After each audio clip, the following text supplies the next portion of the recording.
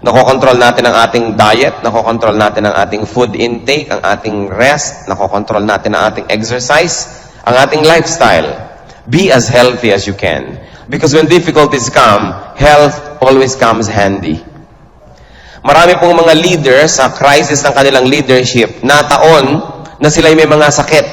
Kaya hindi na nalampasan yung crisis. Kasi mahina ang katawan. Sabi nga ng Matthew 26 verse 41, the spirit is willing, but the body is weak.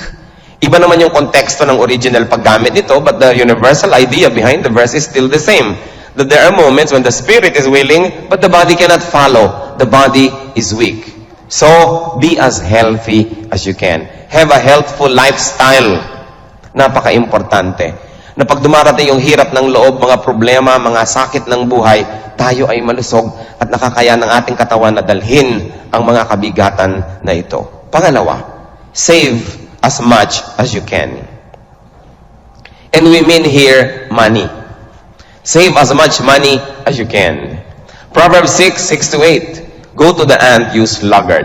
Consider its ways and be wise. It is no commander, no overseer or ruler, yet it stores its provisions in summer and gathers its food at harvest. Tingnan daw yung langgam. Pagkatag-ani, pag may panahon, kolekta ng mga pagkain, ipon ng ipon. Para pag dumating ang tag-ulan, ang taglamig, ang walang makain, meron siyang nakastore na pagkain sa kanyang tahanan. Sabi, save as much as you can. Kaya pagka ipinaliliwanag yung ideal woman ng Proverbs 31, sinasabi sa verse 25, she is clothed with strength and dignity. She can laugh at the days to come. Ano ang pwede niyang pagtawanan? Yung mga araw ng hirap, mga araw ng pangangailangan, mga araw ng kasalatan, araw ng gastos. Kasi meron siyang itinabi. Siya'y nag-impok, siya'y nagtrabaho, siya'y masipag, siya'y organized. At the same time, siya'y nagbibigay sa nangangailangan, pero siya'y nagtitipid, nag-iipon. She can laugh at the days to come. Do your best, brothers and sisters, to set aside material and financial resources for emergency needs. At pag sinabi ninyong emergency talaga, yun lang mga life-threatening, extreme, and urgent cases. So you and your family must define what is urgent. Birthday parties are not urgent. So yung bang enrollment sa school urgent, you have to define kung urgent sa inyo yun or not. But when calamity strikes, kailangan meron kayong liquid assets. Yung iba, bili ng alahas, sasabihin nila, ito naman ay pwedeng i-liquidate, pwedeng isangla, pwedeng ipagbili pagka nangangailangan. Magandang investment. Hindi magandang investment ang alahas.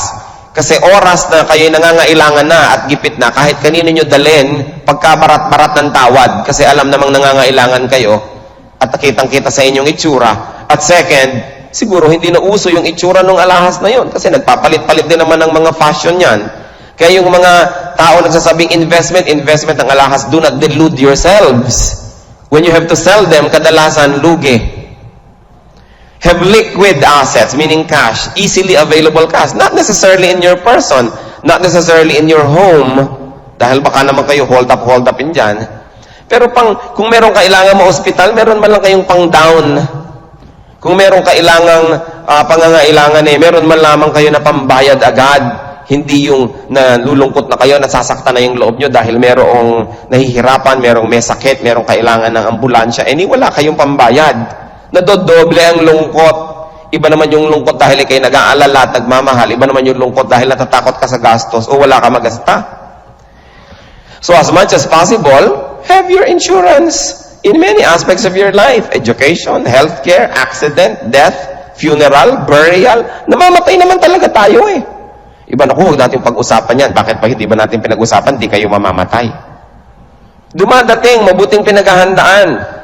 Para pagka kayo ay biglang pumanaw, yun namang iniwan ninyo, iniiyak lang dahil namimiss kayo, hindi dahil walang pambili ng ataol, o hindi malaman kung sa kayo ililibing, doble-doble tuloy ang lungkot. Kailangan mga kapatid, mag-set aside tayo ng ganito. Kahit na magkano, kahit naman lang pantaksi patungong ospital, kung kailangan magpa-ospital. Mahalaga yun, mag-ipit kayo. It is important because you don't know when disaster and calamity may knock at your door. It is important. Pangatlo, be as knowledgeable as you can. Dapat marami tayong alam. Proverbs 24 verse 5. A wise man has great power, and a man of knowledge increases strength. Kaya nga sinasabi, knowledge is power. Ang karunungan ay kapangyarihan. Dapat marami tayong alam. Ano pong dapat nating alamin? Facts, procedures, people, telephone numbers, addresses, na sagot sa mga pangangailangan. Halimbawa, merong mga biglang pinipilit pasukan ng inyong bahay, may telepono naman kayo, ano bang number ng pulis? Alam nyo ba? O doon pa kayo titingin sa mga direktoryo? Eh di napasok na kayo bago nyo makita.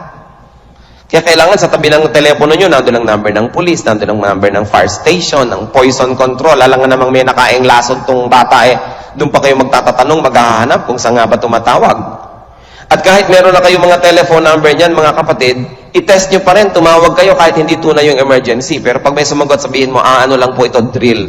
Tinitingnan ko lang kung may sasagot nga. Kasi baka matagal nang patay yung number na yon. So, alamin ninyo lagi, updated ba yung number nyo? This number has been changed. Ang tagal-tagal bago masabi sa inyo ng makina yung bagong number, dapat update nyo yan. And we should know, of course, mga telephone number ng mga ambulansya, ano bang mga ospital ang nagpo-provide ng iba't ibang mga needs, mayroong nagkaroon ng epilepsy dyan, mayroong biglang kailangan ng psychiatric care.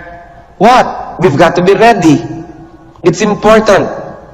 Because many times, time is of the essence. Mahalaga. Sabi nga sa Ecclesiastes, for everything there is season and a time for every matter under heaven. Kaya maghanda tayo bago dumadating yung calamity and listen to people's experiences and stories. Anong ginagawa nila nung nagkaroon sila ng ganitong mga disaster, ganitong mga emergency needs? And of course, you've got to update your knowledge and your information. You've got to know. And it's important to know a lot of people. Kasi pag nangangailangan ka, telephone, tatawag ka, nakakasolve agad ng problema.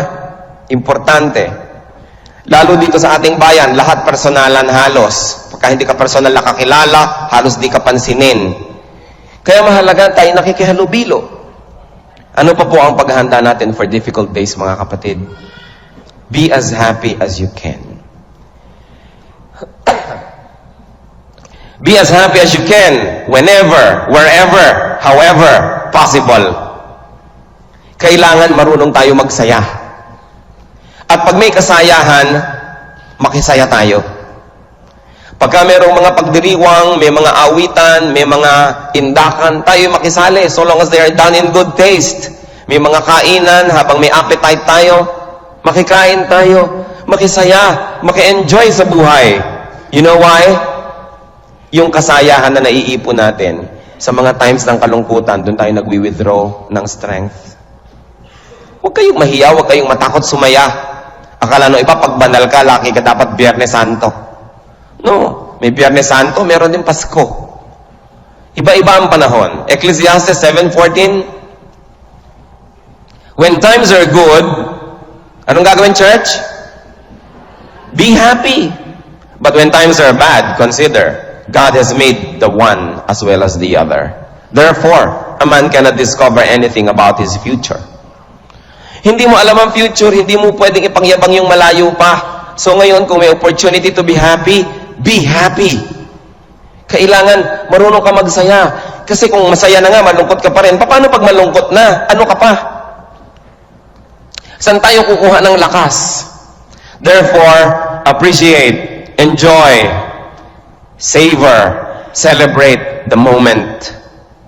In enjoying life, brothers and sisters, do not rush too much. And do not rush always. People may not always be healthy or wealthy or wise enough to enjoy. Seasons change and life's fortunes can turn. Hindi natin hawak ang buhay. Hindi natin alam. Kaya kung merong magandang sunset, drop what you're doing. If you're driving, stop a while, appreciate it. Sandali lang naman yan, a few moments. Merong magandang sunrise. Kumisan ang ganda-ganda ng breeze, enjoy it.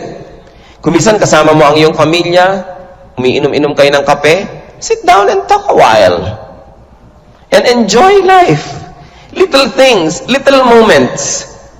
Marami pong mga tao, hindi sila nag-enjoy kasi they have this tomorrow syndrome. Yung bukas na, Magsikap tayo ngayon, magtrabaho tayo ngayon, puro trabaho, bukas na tayo mag-enjoy. Kinabukasan ng bukas, sa isang bukas na uli, hanggang mamaya, bigla na lang namatay, nagkasakit, na-paralyze, hindi na nag-enjoy. Many parents fall into this trap. Mga tatay na hindi makita sa bahay, wala na siya, hindi na siya nakita sa mga birthday, mga graduation, mga PTA meetings, mga baseball league ng mga bata, mga play, mga drama sa school, hindi siya nakikita. Allowed at least one fall. Walang perfect. At kung tayo laging irritable, laging galit sa mundo, sobrang sensitive, laging nagtatampo, o kaya nagkikimkim ng sama ng loob, hindi kayo sasaya sapagkat nag-iipon kayo ng lason sa inyong puso. It's important. Romans 12:2. Do not conform any longer to the pattern of this world, but be transformed by the renewing of your mind. Then you will be able to test and approve what God's will is. His good, pleasing, and perfect will. Sa Luke 10:41-42, makikita natin dyan yung kasaysayan ni Martha at ni Mary, na sila ay, anong ginawa nila? Ang Panginoon ay nagtuturo. Itong si Mary ay umupo sa higat sa tapat ng paanan ng Panginoon at nakinig ng nakinig. Si Martha naman ay abalang-abalang maghanda ng merienda. Maraming tao sa bahay nila. At sabi ni Martha, Lord, don't you care? My sister is not even helping me in the kitchen. Tell her to go up and help me. At sabi ni Lord sa Luke 10:41-42, Martha, Martha, the Lord answered, you are worried and upset about many things, but only one thing is needed. So ano sinasabi ni Lord dyan? Sit down and enjoy. Don't be the perfect host. Tama na yung good host. Kung meron kang crackers, yun na lang ipakain. Huwag ka nang gumawa ng mga kung ano mga barkilyos at mga magbalot pa ng kung ano lumpia. May bangos, ihaw mo na lang nang matapos, huwag mo nang gawing relleno. Simplify so that you will have time to enjoy the good things. Sabi niya, Martha, Martha, you are worried and upset about many things. Only one thing is needed. So, let us simplify. Kung minsan sobrang perfect ang ating housekeeping, wala nang tao sa bahay na masaya. Nakahiga na yung asawa, nagulo lamang yung sapin, pababangunin pa para ayusin. Kaya kung minsan ayaw nang uwiin yung asawang ganyan, no? So, yung masyadong perfect. Well, a house must be clean enough to be healthy, but dirty enough to be happy. Like children, they must be clean enough to be healthy, but they should be dirty enough to be happy. Pag sobrang linis ng bata, siguro hindi enjoy. Ang gusto ng magulang para yung bata na manika, display, pakita sa lahat. Ang linis-linis ng anak ko, pati yung anak niya hindi nag-enjoy, hindi nakakalaro, no? Hindi nakakalunok ng mga bubog, hindi nakakagulong-gulong sa putikan, etc., etc. Of course, huwag niyo naman gawing exaggerated. Baka naman magkaroon ng eltor ng anak niyo. But the point is, huwag tayong ganun. Masyadong maraming detalye na nagpapamiserable sa buhay. Sabi ni Lord, many things are not needed. So define it. How else can we be happy and maximize happiness, brothers and sisters? Express yourself. You've got to express yourself. Let off steam. Do not keep sin, pain, sorrow, disappointment, frustration, anger, all to yourself. Kung may kasalanan, confess. Confess to God. Confess to the people you have wronged.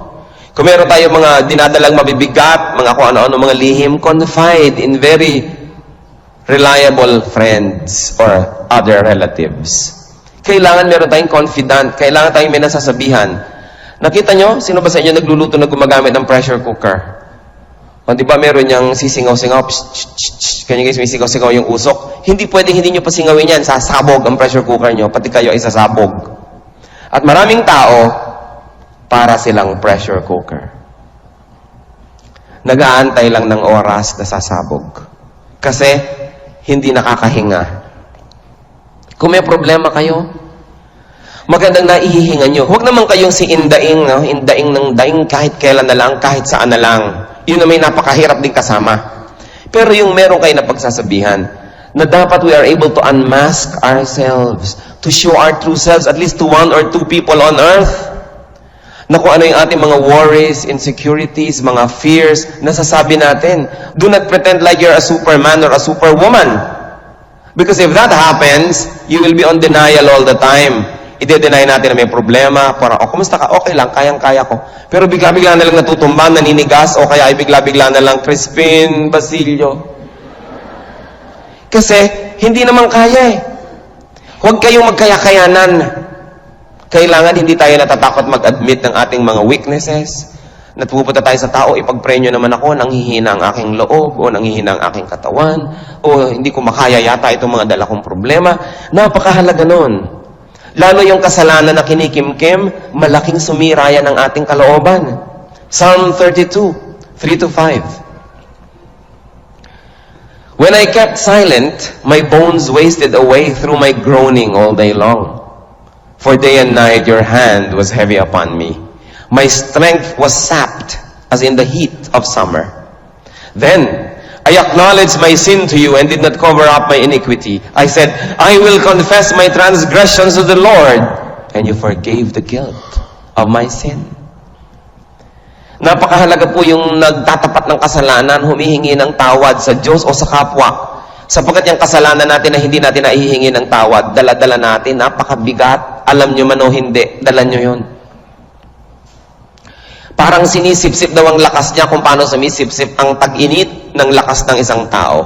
At alam niyo sa Middle East, yung summer, kung naranasan niyo mag-blow dry na mainit, high yung heat, ganon ang hangin sa Middle East pag summer. Kaya sabi niya, my strength is sapped as in the heat of summer. Yan ang sinasabi nitong sumulat ng Psalm. At alam niyo po, yung kinikimkim ang sariling problema, sama ng loob, mga worries, mga insecurities, fears, it can lead to depression. And you know what? Depression can open to? Depression can open to demonic presence. Kasi pag sobra ka laging nade-depress, lagi kang nag-iisa, lagi kang nalulungkot, nalilito, nalulumbay, pinagsasamantalahan kuminsan ng masasamang espiritu yan. Dumarating sila ng de-deceive. Kuminsan nagbibigay ng mga panandaliang aliw sa'yo. Bibigyan ka ng mga ilusyon, mga imahinasyon, o mga magagawang masasama o kasalanan. Nakakaroon ka ng temporary relief, pero ang laki-laki ng bayad. Mamaya, they already begin to control your well-being and your whole person. That's why depression must be watched for. Dapat babantayan yan kasi pwedeng entry point of demonic presence in people's lives. When you are depressed, confess to the Lord. Confess to people. Seek their counsel. Seek their prayer. Open up. Huwag din yung sarilinin. Gustong-gusto ni Satan, nag-iisa tayo. Kasi kayang-kaya niya tayong i-deceive. Kaya ang sabi naman ni Lord, yung kabaligtaran, do not neglect the fellowship. Do not neglect being together. Dahil nagkakaroon tayo ng strength in our unity. Happy days are like savings accounts. You can withdraw from them in times of sadness. And brothers and sisters, in times of sadness, remember and be thankful for times of happiness. At nakaka-restrengthen yan. Panglima na atin pong dapat gawin to prepare ourselves for difficulty, kung lalo naman in difficult times. People need people. So, what can you do to prepare for both happiness and sadness? Extend yourself to those in need. Habang tayo yung giver, give. Because there are times when we have to be the recipient. Give. Ephesians 4:28. Share with those in need. Ang linaw-linaw. Share with those who are in need. What else? Nourish friendships. Nourish human connections. Mahalaga yung marami tayong friends.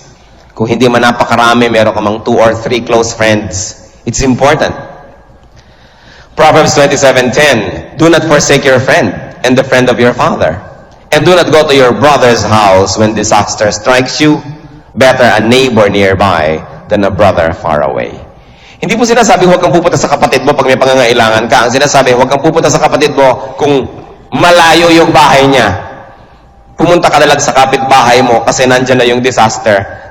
Mas makakatulong siya dahil malapit. Kaya ang mahalaga, we should be neighborly. Kailangan tumutulong din tayo sa ating mga neighbors because there are moments, neighbors naman natin ang tutulong sa atin. Meron po tayo yung kakilala Nung biglang nagkaroon ng mga baha-baha dito na hindi naman inaasahan, ang bahay nilang dating hindi binabaha, biglang lumubog hanggang second floor. Itinulak lang nila yung aircon at doon sila lumabas sa butas ng aircon dahil tumataas na ang tubig at wala na silang pwedeng daanan, hindi na sila pwedeng sumisid palabas ng bahay. Sino po ang dumampot ng mga anak nila sa labas ng butas ng aircon? Mga kapitbahay. Tinalian ng mga bata ng lubid at isa-isang kinuha doon sa baha at dinala sa mataas na lugar. Neighbors. Be neighborly. Be good to your neighbor. Plant, you don't know when you might be the one to even need the harvest of that same plant. So you nourish this kind of friends and human connections. Importante. Na pag bigla kayong kailangang mapa-hospital ang inyong anak, kayo lang yung naghahanap buhay, hindi kayo pwedeng umabsent sa trabaho, meron man lang kayong mga kaibigan na pwedeng magbantay sa ospital. O kaya nagbabantay kayo, pwede makipalitan sandali, makauwi kayo, may magawa kayo. Mahalaga yung meron tayong human relations. Kaya sabi nga ni Lord, it is not good that man should be alone. Kaya huwag tayong masyadong maging makasarili and close to ourselves. Dahil pag may dumating na disaster, sosolohin natin. Friends, multiply our joy and divide our sin. It is important. But to keep friends, matrabaho rin yan. Na-inconvenience ka, napapagod ka. Pero ganun talaga ang buhay. We give, we take. Proverbs 18:24, there is a friend who sticks closer than a brother. Make sure that you are a friend, this kind of friend, to at least a few people. It's important. Another way to cultivate human relationships in preparing for eventual or possible times of difficulty, do not avoid being needed by others. Huwag yung ayaw mong paistorbo, masyado kang aloof, takot ka na makipagkaibigan, makipagpalagayang loob dahil ayaw mong maabala. Proverbs 11:25, a generous man will prosper. He who refreshes others will himself be refreshed. Ang mga nagbibigay ng kapahingahan, tulong sa iba, sila man ay tatanggap ng ganitong kapahingahan at tulong. Ang mapagbigay daw na tao, siya itong pagpapalain at pararamihin ang kanyang mga tinatangkilik. So do not avoid being needed and do not deny needing others. Do not deny that. Only the truly proud and those who are having illusions about their own strength will deny that they need other people. Usually, defense mechanism lang yon. Sa takot na maiwan, masaktan, mabigo, kunwari na lang they don't need people. But people need people. And people who need people, sabi nga ng kanta, baka mapakanta pa ako, kaya na lang tumuloy. So be nice to people. There was a film about a woman who had a meteoric rise from nothing to something, back to nothing. Ano po ang sabi niya? Be nice to people on your way up. You will meet them on your way down. Napakahalaga to cultivate goodwill and to nurture caring relationships. Christianity, aside from doctrine, is about relationships. The church, the family, the fellowship, very important. And then another thing that we can do to prepare ourselves for difficult days which can come, cultivate, nourish, strengthen, and prioritize your personal relationship with God. Sa Psalm 27:4, one thing I ask of the Lord, this is what I seek, that I may dwell in the house of the Lord all the days of my life, to gaze upon the beauty of the Lord and to seek Him in His temple. A very personal worship. Yung ikaw mismo nag-e-enjoy sa Panginoon, nakikipagniig ka sa Kanya, nakikipag-usap, lumalapit, nagpapasalamat, dumadaing, sumasamba, personal. Hindi yung ganitong corporate. This is good. Pero dapat meron ding personal. Magkaroon tayo ng develop na personal relationship with God. Because it is only God that we can truly depend on. It is only God that can truly protect, help, rescue, and restore us from harm. Mapaka-blessed ng mga tao na kung dapuan sila ng malalaking problema, ay napakalakas ng kanilang pananampalataya, malapit sila sa Diyos. Sapagkat kahit anong dumating, hindi sila naigugupo ng mga ganitong bagay. Our faith is our shield. Our relationship with God is our security. An intimate relationship with God saves from harm, preventive. Kasi sumusunod tayo sa kanyang mga utos. And a very intimate relationship with God sees us through difficulties, curative din. Na kung sa kabila man ng pagiging malapit natin sa Diyos, may mga dumating, lalo't mga bunga ng mga pamumuhay natin nung araw pa, na ngayon lang bumalik. Remember, we are saved from the penalty of sin in hell, but not on earth. Yung mga itinanim natin dito, aanihin natin dito yan. Huwag niyong expectin na kung walang lumapit kayo sa Panginoon, yung mga utang niyo nabura. Yung utang sa Diyos, yes, pero yung utang niyo sa tindahan, yung utang niyo sa bangko, hindi yan nabubura kahit ilang beses kayo magdasal. Yan ay iba ang babayaran, maniningil yan. Kaya napaka-importante na tayo po merong close relationship with God. So that even when difficulties come, and when the Lord allows them to come, meron naman tayong cure, the Lord. At kung natapos na yon, nandiyan pa rin si Lord to restore us after the difficulties. So be spiritually attached to God. Not only intellectually, spiritually, emotionally be attached to God. And there's also one thing I like to emphasize here. Be actively attached to the Lord. How do you do that? Because the Lord has a physical body right now. And that is the church. The church is the Lord's body. Colossians 1:18. And He is the head of the body, the church, the fellowship, the people, the group of believers. You want to connect to Jesus? Connect to His body, the church. Be involved, be active, be productive in church life. Do not just be an audience. Be connected, be related to the body of the Lord. Dapat meron kayong ministry, meron kayong functions, na tayo may malasakit, hindi puro tayo laging kala mo bisita, na tayo din ay tumutulong, tayo involved. Pag may needs yung church, sasagot tayo sa needs, hindi yung magbibingi-bingihan ka, i-assign mo sa iba. Tapos pag may blessing, ikaw unang-unang nakapila at nakaagaw ng blessing. Napakahalaga that we give and we take, that we become a part of the body. You know, even the human body was designed to give and take. We receive oxygen, we exhale carbon dioxide. So subukan mong huwag huminga, nakakamatay. Pag hindi ka huminga, papasok. O kaya subukan mong huwag magbigay, ipunin mo sa sarili mo. Try to hold your breath. Ang daming uri ng pagpapakamatay, pero wala pa akong nabalitaan yung pinigil ang paghinga niya. Hindi mo kayang pigilin yan. So kailangan din yung involvement natin sa church. We receive and we give. We receive blessings, we receive counsel, we receive encouragement, we receive teachings, we receive all kinds of protection from the Lord, we receive guidance, we receive joy, happiness. So we give also. We give our services, we give our loyalty, we give our offerings, we give our tithes, we give our loyalty, we give our services to the church. That is what life is all about. Lahat ng buhay, give and take ang kanyang style. Even rooms that are not ventilated become stale. Kailangan pumasok ang bagong hangin, lumabas yung luma. Laging ganun. So we must be involved in the church. A meaningful spiritual relationship with God is practically expressed and nourished in an active physical involvement in the church. Yung hindi yung, oh sige, I'll be there in the spirit. Hindi yon. Dapat also in the body. That we are parts of it.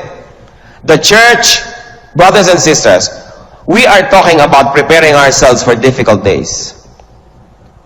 The church is your best social security. Napakahalaga sapagkat sa buhay, yung mga difficulties, yung pangangailangan, yung pagiging mahina, panapanahon lang. Panahon mo ngayon na malakas, maunlad, maasenso, maluwag sa buhay, tulungan yung mga kapatiran na nangangailangan. Hindi natin malalaman kung kailan mababaligtad na tayo naman tong nangangailangan. Tayo naman tong kailangang buhatin dahil tayo tong hindi makalakad. Tayo naman tong kailangang pagkontribusyonan. Tayo naman tong kailangang tulungan. Kaya napakahalaga. Way back in the late 70s, when I was joining youth exchanges in Europe, one time we were there being interviewed by students in a school in Germany. Sabi nila dun sa amin, nagtanong, dahil alam nila yung social security natin, yung halos wala. Yung pag namatay ka, halos ang lawanit yata yung ataol na makukuha mo sa SSS. Oo, kung meron nga, Papakong Bakya yata yung nakalagay doon, malalaglag ka pa pag binuhat. Pag na-pension-pensionan ka, napakaliit. Sabi ngayon nila, na alam nyo naman sa Western culture, sila, yung mga developed economies, sanayan sa Social Security. Sabi, what about that? What is your Social Security? Sabi ko, our families. Wala na nga akong masabi, wala ka namang maipagmalaki sa gobyerno mong Social Security. Sabi ko, our family is our Social Security. And it is true. Na talagang tayo magkakamag-anak, pagka merong may sakit lang mga mahal natin sa buhay, o talagang labasan ng mga iniipon-ipon, talagang tulong-tulungan. Ang mga kapitbahay natin, pag may namatay, kaya nga kumisan, 2 linggo na yung lamay, huy, mag-donate-donate na kayo, baka naman hindi pa mabayaran yung punerarya, kaya hindi mailibing-libing yan. Kaya, tulong-tulungan. We have this culture of sharing. But you know that the best security, better than the family? The church. The church. You know why the church? Sa mere and sheer number of people in the church, napaka-imposible naman na sabay-sabayan ng mga ilangan, na sabay-sabay na may sakit sa dami ng tao. Kaya laging merong may sakit, merong malusog, may nag-aalaga, may nangangailangan, meron namang nagbo-bloom yung business, merong nalulugi, merong umaasenso. So nagkakatulong-tulungan, panapanahon lang. At kung tayo ay nagbibigay, tayo tumutulong, kung sa palagay nyo hindi nyo kakailanganin yon, di lalong mabuti, lalo tayong dapat magbigay. Kasi salamat na lang at hindi na ako mangangailangan pa. So all the more that I can be generous. Pero hindi lang naman pera ang pangangailangan ng tao. Prayer is one of the most important things we need.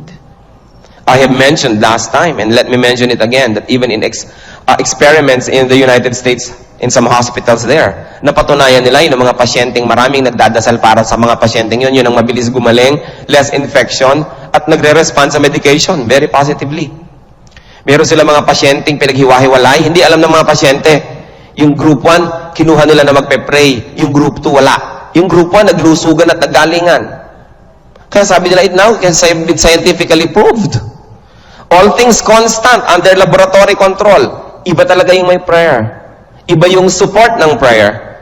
Kaya mga kapatid, pag may problema tayo, mag-isip-isip kayo kung ang inyong i-maintain yung image nyo, yung image of invincibility and image of perfection and image of this, o gusto nyong ma-cure talaga kayo, magtapat kayo sa mga kapatiran at nang maipanalangin kayo. Hindi yung naghihingalo ka na, ang laki-laki na ng problema ng pamilya, ang concern mo pa yung image, ayaw mo pang malaman ng iba, kaya hindi ka tuloy maipag-pray. At tayo naman, kung pinagtatapatan ng ganyang mga bagay, let us be good custodians of family secrets. Hindi natin kailangan i-broadcast kung san-san. Pero mahalaga tayo nakakapag-unmask. And we are able to set ourselves free because of the Lord. And the truth sets free. The truth sets free. So be physically active with the church. The church is our best security. Ano pa? In preparing ourselves for difficult days, raise up children in godliness. Napakaraming problema ang naiiwasan o kaya gumagaan kung ang bata sa umpisa pa lang, pinalaki nating may pagkakilala at may banal na takot sa Diyos. Proverbs 22 verse 6, train a child in the way he should go, and when he is old, he will not turn from it. Mga magulang, gawin nyo yung dapat habang bata, itutok nyo sa Diyos, dalhin nyo sa church, sa Sunday school, pag Bible studyhin, at habang maaari pa, dalhin nyo pa sa mga Christian schools, palakihin ang may takot sa Diyos, exemplify your faith, put it on display, encourage. Pag lumaki na yan, you can relax. Because, ang sabi sa Bible, when he is old, he will not depart from it. Hindi nyo na kailangang laging bantayan, mag-worry kayo sapagkat nagawa nyo na nung formative years ang dapat gawin. And this is the Bible speaking. Nung isang araw, may kausap po ako isang magulang doon sa family fellowship ng school ng anak ko. O yung tatay, ikinukwento sa akin, alam nyo yung aking anak, lumaki sa Christian school mula umpisa hanggang high school. Nung nag-college sa isang exclusive school, na hindi Christian school, na-shock daw siya sa culture ng mga ka-eskwela, ganito pala, ganon. Pagkatapos may mga kaibigan siya, dinadala siya lahat sa mga mali, absent, ganyan, cutting class, inom ng alak, hindi siya pumapayag, napagsabihan ng KJ, lahat-lahat. So ano daw niyang ginawa niya? Sabi niya, kung hindi ko kayo madadala sa tama, hindi naman ako padadala sa inyo sa mali. So umiwas siya sa mga tao na yon, and for a while he was really sad kasi wala siyang friend. Until the Lord honored his conviction and started to send him friends who are Christians who are in the same university. Now, masaya na naman siya. Ibig sabihin, yung bata nanindigan, hindi siya nadala ng sanlibutan dahil pinag-aral ba naman sa Christian school at tagal-tagal, sobrang foundation na yun para ma-ignore. Of course, it's not always that kind of success and that easy success. Pero iba yung ginawa niyo, yung magagawa niyo habang maaga. Train a child in the way he should go. When he is old, he will not turn from it. This prevents countless disasters from happening or from happening in full force. Kung nangyayari man ng mga disasters later, tamed na sapagkat naunahan na ng salita ng Diyos ang bata. Kaya dapat mga magulang dinadala ang mga anak nyo sa Sunday school, sa Bible school, o kaya sa Christian school, sa worship. Mga magulang na gustong magtulog buong umaga, gumising kayo for the sake of your children. Bring them to church, kung hindi man for your own sake. And of course, for our own sake din yan. Pero for their sake, you should spend time bringing them to Bible study now rather than you spend time later on sa paghanap sa mga presinto. At mabuti ng mabuti kong presinto, sometimes sa morgue na tayo naghahanap ng mga anak. Mas mahirap. O kaya sa mga ospital, doon hinahanap ang mga bata. Spend your time with the children when they are still very impressionable. And you will reap the good harvest of such an investment. Number 8, in preparing for difficult days, focus on great, big, truly important things. Ano yon? Doing Christ's work. Pag nakafocus tayo sa Christian service, Christian work, kahit anong disaster ang dumating, nasasaktan tayo, nagdurugo tayo, lumuluha tayo, pero hindi tayo natutumba. Kasi we are sustained by our vision to serve God. Pag meron kang malaking bagay na nasa harap mo, yung mga iba lumiliit. But in the absence of big things, small things become big to small minds and to small lives. Kaya kailangan merong big para yung nangyayari sa buhay natin na mga disaster, huwag natin palakihin. Kasi kung walang tunay na malaki, yung maliliit, lumalaki. Anong mahalaga? Luke 19:10, for the Son of Man came to seek and to save what was lost. To commit ourselves to soul winning. Philippians 3:14, I press on toward the goal to win the prize for which God has called me heavenward in Christ Jesus. So what is your spiritual goal? Kaluluwa makapaglingkod kasi alam nyo, pag nakafocus tayo sa malalaking bagay na yon, things happen in our lives. Masakit man, pero hindi nagiging center of our hearts. At hindi pumapasok sa center of our being kasi yung center si Kristo. Nandun lang sila sa gilid-gilid. Konti lang ang damage na kaya nilang gawin. But when the center of your heart is empty, sometimes, pangit lang yung hairstyle mo, binabaril mo ang beautician. Kasi ang liit na, when we become greedy. When the night is long, na parang kayo lang ang gising, hindi yun totoo dahil hindi natutulog ang Diyos. Kasama natin siya. Treasure the words of God in your heart. Sabi ni David, your words I hid in my heart so that I will not sin against you. Store God's words in your hearts. Pag may nagsasabi sa'yo, halika, manigarilyo tayo, quote a verse. Halika, mangalunya tayo, quote a verse. Pag may nagsasabi, malungkot ka, kawawa ka, wala kang kwenta, api-api ka, quote a verse. The words of God is our medicine, is our food, is our honey. And finally, for now, 10th way to prepare for difficult days. Store godly songs in your heart. Ilan ang songs na godly na alam nyo? Mahalaga. Store godly songs in your heart. Maraming songs. Pag nadi-discourage kayo, ano yung kakantahin nyo? Pag natatakot kayo, pag nalulumbay, pag iniwan kayo ng nobyo nyo, di ba? Huwag nyo makakanta ng I will survive, although that must be the truth. Dahil ang Panginoon ay nandyan. Ang mga kanta kasi, binabaligtad tayo yung hindi ako mabubuhay kung wala ka, I won't last a day without you. Kasinungalingan. Ang kakantahin nyo, huwag yung kanta ng sanlibutan, lulungkot lang kayo lalo. Mamaya, tuwing lumulubog ang araw, nagtitirintas kayo na ganyan. Pagkanta kayo ng kanta niya, mga kanta ng sanlibutan. Sing godly songs.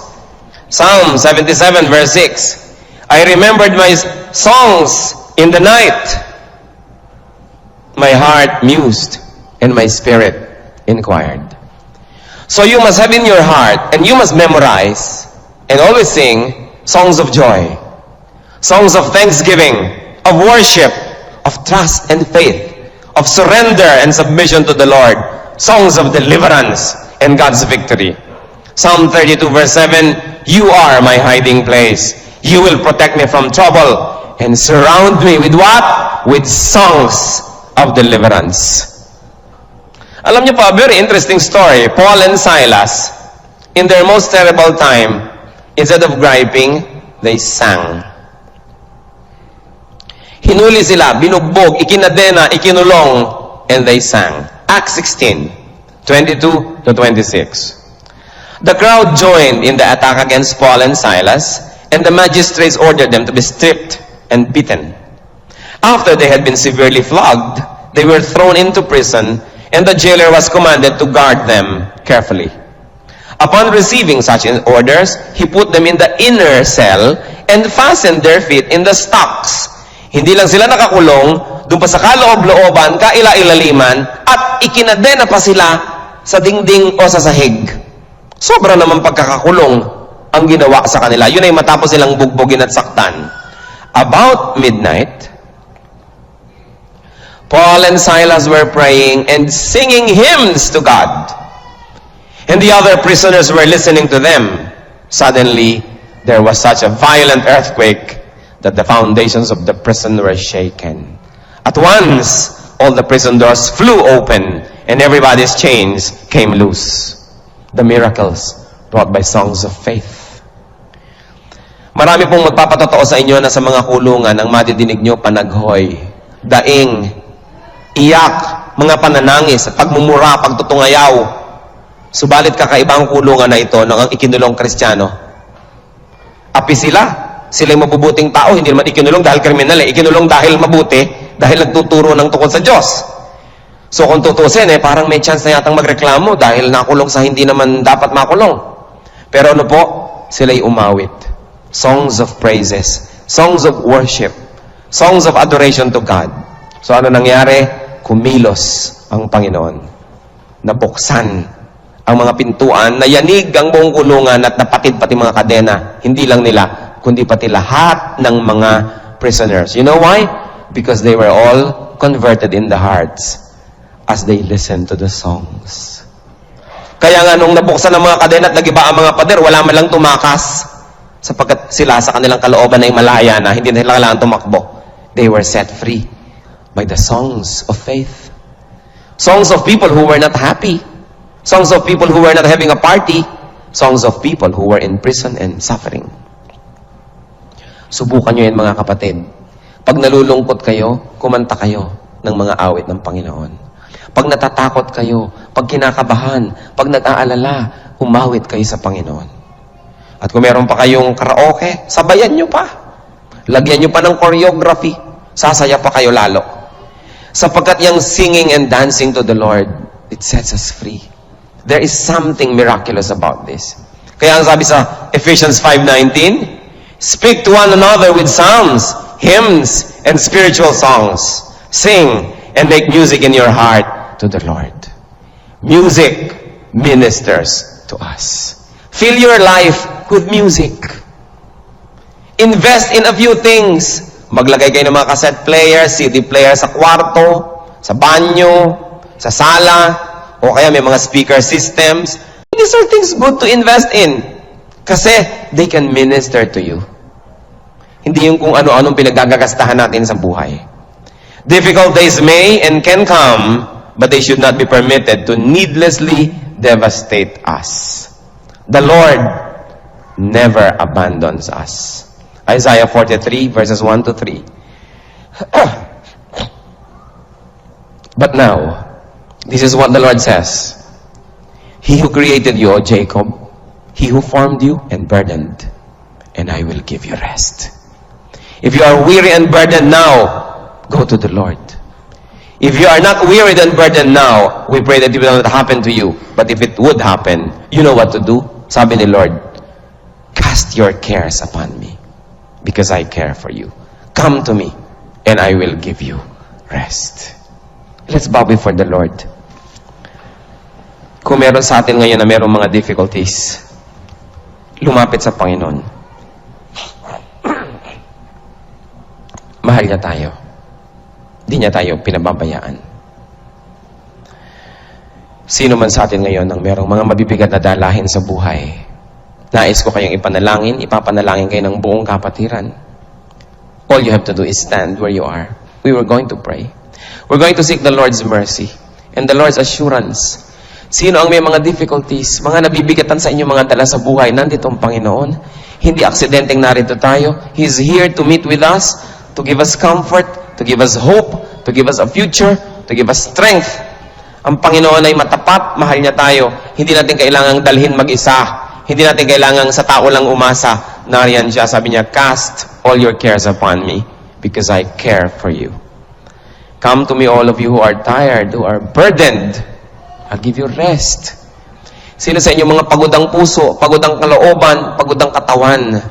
Kumisan parang wala nang ibang maasahan. Maraming mga alalahanin. Parang imposible ang mga problema. The God